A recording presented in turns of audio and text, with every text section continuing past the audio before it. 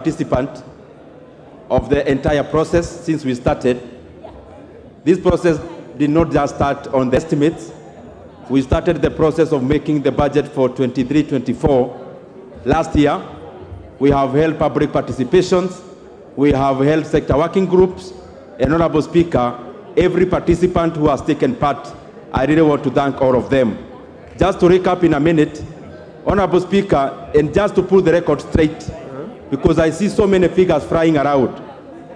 The budget that we appropriated money for, and the budget at which, Honorable Speaker, we are debating this bill, is a budget of Kenya shillings, 3.679 trillion Kenya shillings. Honorable Speaker, out of that money, the only monies that you have allocated in terms of deficit, or the monies that you have allocated to spend, which, Honorable Speaker, we intend to borrow, is only Kenya shillings 718 billion Kenya shillings.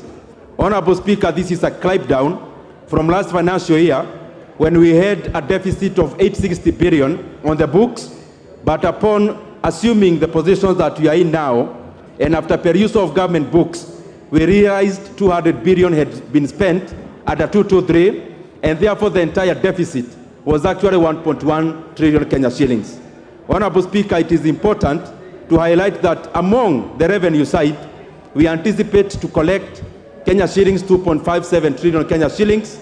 In terms of ordinary revenue, we anticipate to collect or to have or to receive 42 billion Kenya shillings in terms of grant.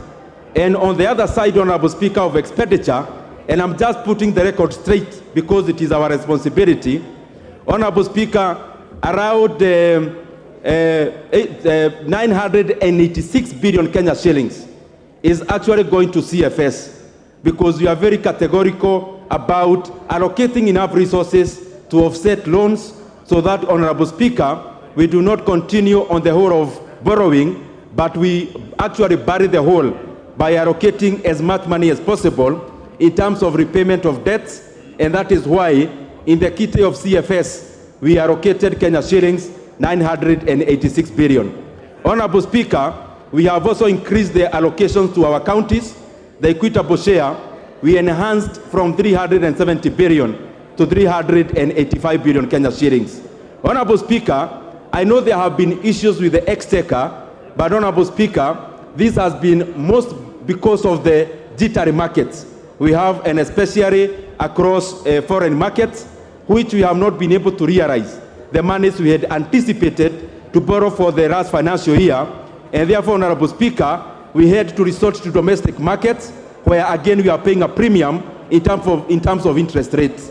So the issues that has been there in terms of exchequer, they need interventions, not policies, and we have been doing that. Honorable Speaker, as I wind up, just again to put the record straight, we allocated the entire allocation of 2.3 billion Kenya shillings for the national government.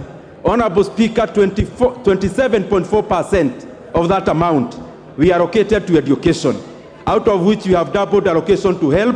We have also, Honorable Speaker, increased capitation for JSS by 10 billion Kenya shillings, Honorable Speaker. Something else I would want to highlight as I come to the close. All the members here who have constructed KMTCs through NGCDF, there are 21 of them that are not functional. We have allocated 1 billion Kenya shillings into KMTC to hire additional lecturers and staff. We have also allocated monies to operationalize all the 21, Honorable Speaker, KMTCs. There are 181 markets that were started by former President Mwai Kibaki through the ESP program. Honorable Speaker, we have allocated 3 billion Kenya shillings for all the entire 181 markets so that Kenyans can start